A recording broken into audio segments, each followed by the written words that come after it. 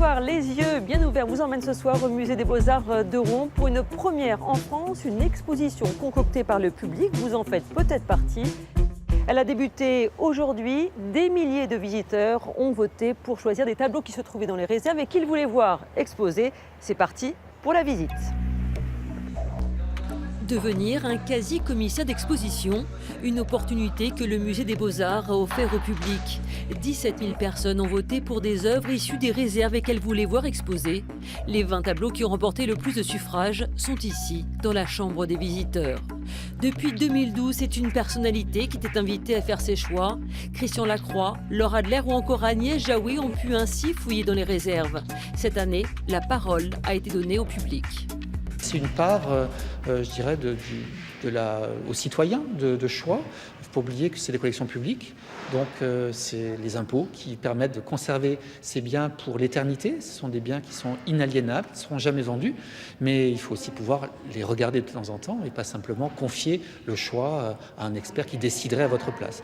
C'est cette vue d'Étretat au coucher du soleil qui a remporté le plus de votes. Un choix sans surprise pour des Normands, une œuvre d'André Raffray, un artiste contemporain, mort en 2010, influencé par Marcel Duchamp, qui réinterprète l'œuvre de ses inspirateurs. Certaines œuvres de cette salle n'avaient pas quitté les réserves depuis des décennies. Ces visites au sous-sol permettent de sortir de l'oubli des toiles, voire des artistes. C'est un lieu qui conserve dans ses collections ce que les générations précédentes ont considéré de plus précieux pour nous. Et puis nous devons donc le transmettre aux autres. C'est un peu comme le climat et la planète. Il faut penser aux générations qui suivent. Et donc en permanence, nous sommes amenés à réinterroger ce passé, à se dire mais au fond, pourquoi est-ce qu'on avait acquis cette œuvre? Pourquoi est-ce qu'on nous avait donné ce fonds? En quoi c'est intéressant? En quoi c'est exemplaire d'une certaine époque? Le goût, c'est pas une chose absolue et éternelle. Les goûts changent. Donc des objets qui n'étaient plus regardés deviennent tout à coup intéressants. Des artistes qui étaient oubliés sont redécouverts. C'est la vie et il faut que le musée soit capable de s'adapter à ce mouvement-là. Et le choix des visiteurs donne un ensemble hétéroclite. Ces tableaux vont du XVIe siècle à l'art contemporain sans réelle cohérence entre eux. Le résultat est divers et n'est pas la cohérence que l'on recherche dans un musée quand on est un expert et qu'on essaye d'être didactique. Mais c'est précisément de sortir de cette cohérence qui était notre objectif, de sortir de la parole unique et de permettre à des objets qui n'ont jamais leur chance de retrouver la lumière. La Chambre des visiteurs s'inscrit dans la 5e édition du Temps des collections qui met en lumière le fonds permanent à travers divers projets, les nouvelles donations et acquisitions ou des parcours thématiques. Émilie Loiseau, ce soir, Efto à l'espace culturel Les Vikings, dans le cadre du festival Chandelle. Son dernier album, Mona, enregistré dans sa maison en Ardèche, propose des mélodies pleines de poésie.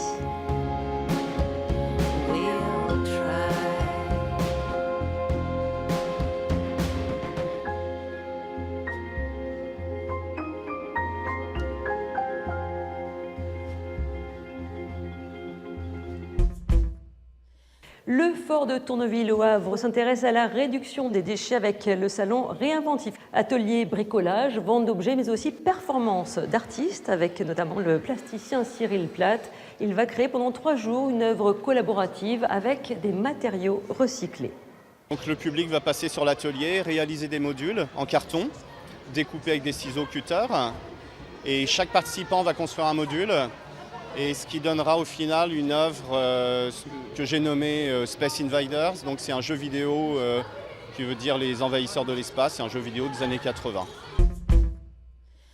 Du théâtre mardi prochain au Centre culturel Joliot-Bonnat de Lillebonne avec Kvetch de Stéphane Berkoff, un portrait drôle et féroce des hommes paniqués par la vie. L'auteur choisit de nous faire entendre, à côté des paroles prononcées, leur envers, ce que pensent les personnages. Ce sont les Kvetch, ces arrière-pensées parasites qui assaillent nos esprits, nous titillent et font nos petits enfers quotidiens. Maintenant que vous êtes séparés, Al, qu'est-ce que vous faites de vos soirées? Ah, Seigneur! Mes soirées, eh ben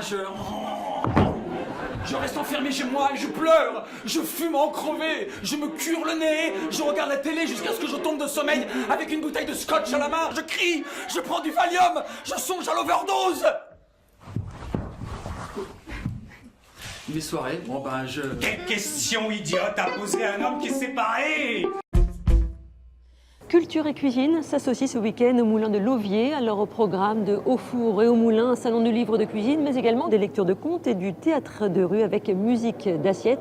Un drôle de concert symphonique participatif avec des ustensiles de cuisine. Madame était en avance. La musique d'assiette comporte des variations rythmiques et des variations mélodiques.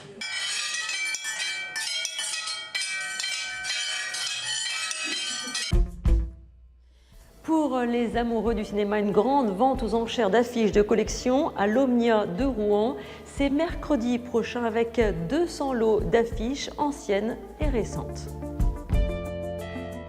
Le verre dans tous ses états avec une exposition collective d'artistes verriers d'art contemporain à Rouen. C'est à la galerie de l'espace de la Calandre.